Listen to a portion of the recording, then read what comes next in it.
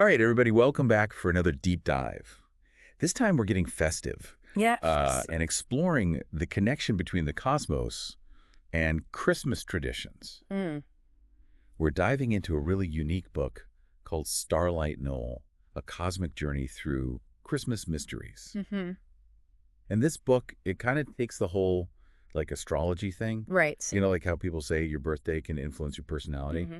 but it connects it to the planets and stars, but with a Christmas twist. It really does. And I think what's so interesting about this book is it kind of takes something that's, familiar to a lot of people, astrology, and kind of puts this lens over the holiday season. Yeah. And it gets you thinking like, wow, maybe there is something to this. Yeah, are these celestial events Yeah. actually shaping, the energy and the traditions that we know and love? Exactly. And the things that we kind of take for granted Yeah, with the holiday season and the traditions that we've, Yeah. been celebrating for centuries, exactly. maybe have a deeper cosmic connection. So, okay, I have to admit, the Star of Bethlehem has always intrigued me. Yeah. Like, what did people actually see in the sky back then? Yeah. Was it really a star? That's the big question. And what I think is so cool is, Starlight Null digs into some possibilities Okay. for what that Christmas star might have actually been. So one possibility is it was a conjunction of planets, Right. which is where two or more planets appear super close in the sky, and it creates like this unusually bright light. Interesting. It could have also been a comet, Okay. those icy celestial bodies that like streak across the sky. Right. Or even a supernova, A supernova. which is a massive star Right. exploding in this like brilliant flash. I mean, that would have been spectacular to see. Right. So, moving from the historical to the personal, Sure.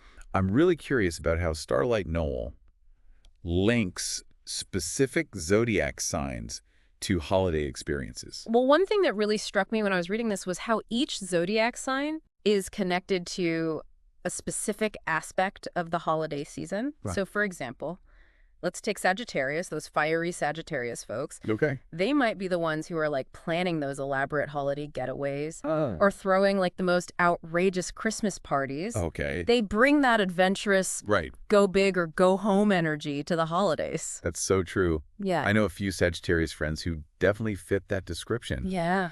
I, on the other hand, am a Capricorn, Okay. and I can totally relate to the book's description of us earth signs being all about tradition and family and, Yeah. making sure everything is just so... That cozy atmosphere, you Yeah, know? except Starlight Noel really kind of gets Yeah. into how Capricorns find so much joy in upholding those time-honored customs and creating that warm, loving environment for their loved ones. And speaking of cozy vibes, Yeah. what about the moon's influence on holiday energy? Oh, the moon. It plays a big role, too. Okay. And Starlight Noel actually talks about how different moon phases can like really set the tone for the holidays. Okay. So for example, imagine like a full moon Mhm. lighting up the sky like during Christmas week. Hmm. Starlight Noel says that could really like amplify emotions, Oh, wow. make those family gatherings even more lively. I can only imagine. Maybe a little chaotic A too, little chaotic, right? with all the energy. Yeah, a full moon on Christmas Eve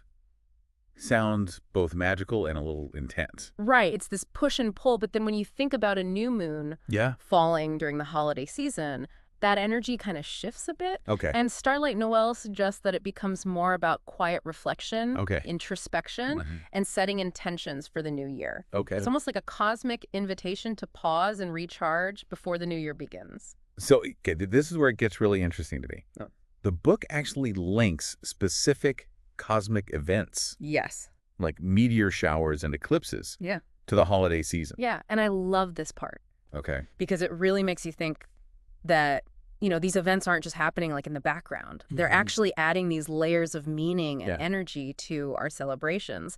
So for instance, imagine a major meteor shower Yeah. happening like the week leading up to Christmas. Yeah. You've got bundles of shooting stars But, like, see- streaking across the sky. I mean, that sounds beautiful just in itself. Right. Yeah. And Starlight Noel suggests that that could infuse the holidays with this sense of awe and wonder, Oh, wow. reminding us of the magic and the mystery of the season. That's a beautiful thought. It's What? like the universe itself is joining in our celebration. It really is. And it's like acknowledging, the vastness of what's happening around us. Yeah. But then you have eclipses. Oh, yeah. Eclipses. Those always seem a bit more dramatic. Do, right? Eclipses are definitely powerful. Okay. So think about it this way. Imagine the sun is like a giant spotlight shining down on us, right? During an eclipse, the moon kind of steps in front of that spotlight, either partially or completely blocking its light. Okay. Starlight Knoll suggests that this can create a shift in energy, Okay. maybe prompt us to confront hidden emotions or see things from a different perspective. That makes sense. It's like a cosmic reset button. It is, yeah. Maybe forcing us to pause and reflect. Right. During all that holiday rush. During the chaos. Exactly. Now, we can't talk about the holidays without mentioning those infamous retrogrades. Oh, yes. We've all heard about Mercury retrograde. Oh, yeah. And its potential for, communication chaos, especially during the holidays. Definitely. And Starlight Knoll covers those too. Okay. Just in case you're not familiar.